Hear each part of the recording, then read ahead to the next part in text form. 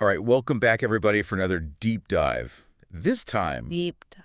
going deep into crypto land Yeah. as it's reacting to this week's U.S. election. It's a big one. Big one every time, right? Yeah. You sent me a really interesting article from a Turkish news source. Oh, wow. It kind of gives a really interesting perspective on what's going on globally. I like that. Yeah, it gives a view that maybe we don't get so much here in the U.S. So we're going to be talking about Bitcoin ETFs taking a dip, Okay. some traditional financial players Uh-huh. suddenly deciding to step onto the blockchain stage. Interesting. And we've even got like a high-stakes election bet made with crypto. Wow. Very interesting times. It's crypto and politics are becoming increasingly intertwined. Well, you know, it's almost as if crypto is becoming more and more mainstream. Right. It's going to interact with all sorts of systems, that we're used to. Yeah, for sure. So politics being one of them is not a big surprise. Yeah, absolutely. It is fascinating, though, to see it play out in real time. Yeah, no, absolutely. And as you said, that Turkish perspective, Yeah. I think, is going to be really interesting Yeah. to get that global outlook. First thing that really jumped out at me in this article was, right before the elections, Okay. Bitcoin ETFs saw their second largest daily outflow ever. Oh, wow. And that's got to have some people a little nervous, right? Yeah. I mean, anytime you see that kind of movement in such a short period of time, Yeah. it is cause for at least, raising an eyebrow. People are talking about this risk-off sentiment. Yeah, what does that mean? Basically, investors are getting a little skittish with the election results being so unpredictable. So they're taking their money and putting it into things that are perceived as safer. So just to clarify for our listeners, ETFs are basically baskets of different assets, That's right. like stocks or bonds, Right. or in this case, Bitcoin. Exactly. So when you see money flowing out of Bitcoin ETFs, that could mean that investors are maybe looking for some calmer waters. Yeah. Until the election results are in. It's like wait and see Yeah. approach. Yeah, exactly. See what happens. So it's not necessarily that people are losing faith in Bitcoin. It's more that they're just kind of like holding their breath.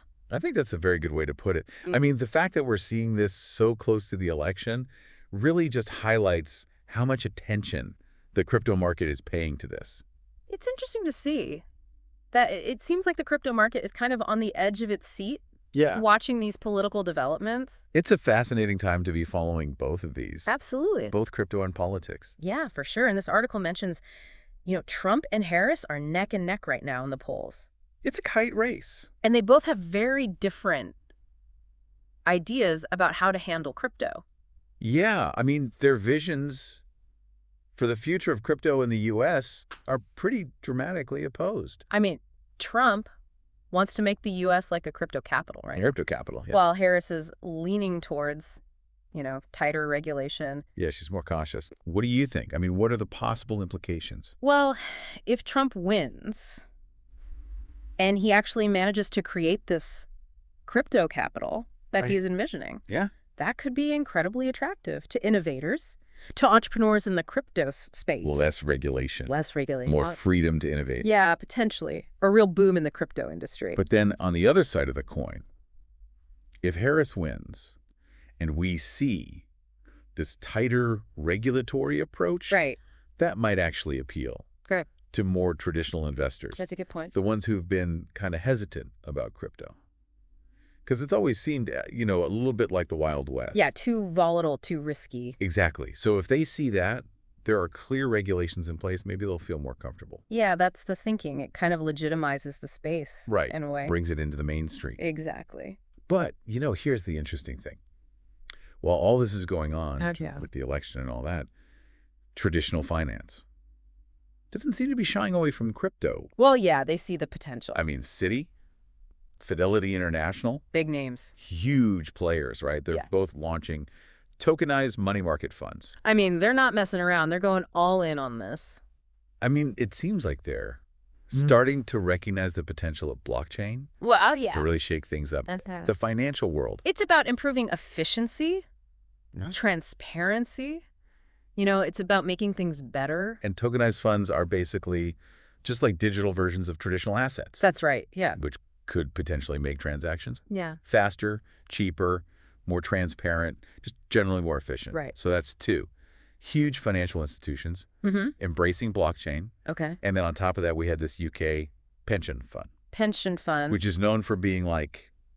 super cautious. Super, super cautious with their investments. Yeah. They just became the first pension fund in the UK. Wow. To include a Bitcoin-backed investment. That's a big vote of confidence. That's a really big deal, right? Huge, yeah. I mean, pension funds are responsible for people's retirements. They're not messing around. So they don't take risks lightly. Exactly. So the fact that they're willing to put some of that money into a Bitcoin-backed investment suggests that maybe Bitcoin is starting to be seen as a more legitimate long-term asset. Yeah, it's a sign that the perception of Bitcoin is changing. Yeah, absolutely. It's not just this speculative, volatile thing anymore. It's being seen as something that you can potentially rely on. And it feels like we're seeing this wave of institutional adoption kind of sweeping across the financial world. It's an exciting time to be watching this space. Yeah, absolutely. Things are developing so rapidly. Let's shift gears a little bit and talk about stablecoins. Okay. The article highlighted USDG. USDG, yeah. Backed by Paxos and a major exchange. I've heard of this. What makes it special? Well, it's their profit-sharing model. Oh, interesting. They're going to share profits with the people who are actually using the stablecoin. Really? Yeah. That's a pretty novel concept. Yeah, I think. It's quite unusual in the stablecoin world. So this could attract people. Yeah. Who are looking for a stablecoin that is maybe a little more community-driven. Yeah, more inclusive. Okay, so we've got these big institutions embracing blockchain, this pension fund investing in Bitcoin. Right. And now for something totally different. Okay. I'm intrigued. Deutsche Telekom.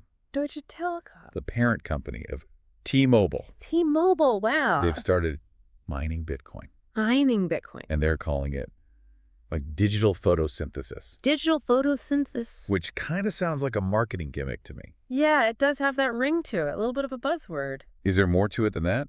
Well, I think it shows that major corporations are starting to take Bitcoin mining seriously. I mean, why would a company like Deutsche Telekom get involved in something like this? Well, they probably see an opportunity to leverage their existing infrastructure. And they've got a lot of it, right? They do, yeah. They have a huge network, and they can use that network to their advantage in Bitcoin mining. And potentially do it. Yeah.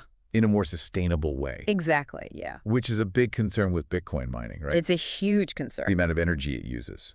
Yeah, I mean, some people argue that it's just not sustainable in the long run. So if Deutsche Telekom is able to use renewable energy sources to power their mining operations, that could be a really positive development. Yeah, it could really change the conversation around Bitcoin mining. Okay, last but not least, we have this French investor who put down a $30 million bet.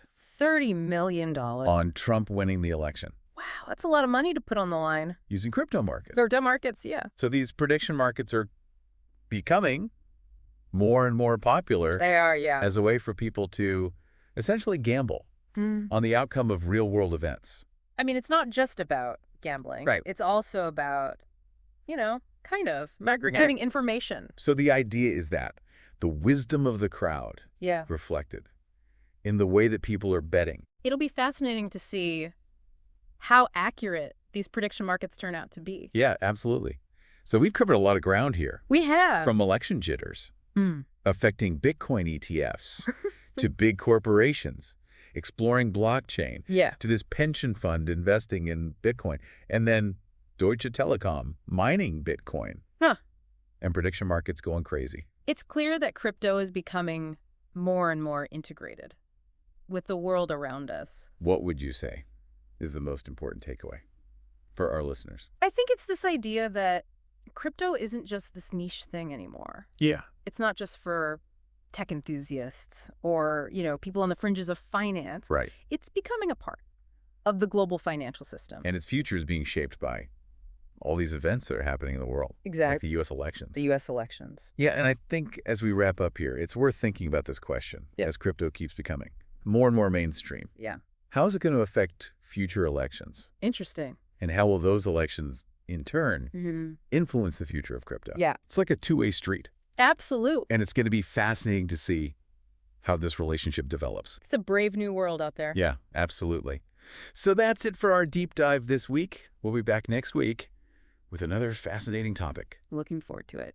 Until then, stay curious and keep exploring the world of crypto era.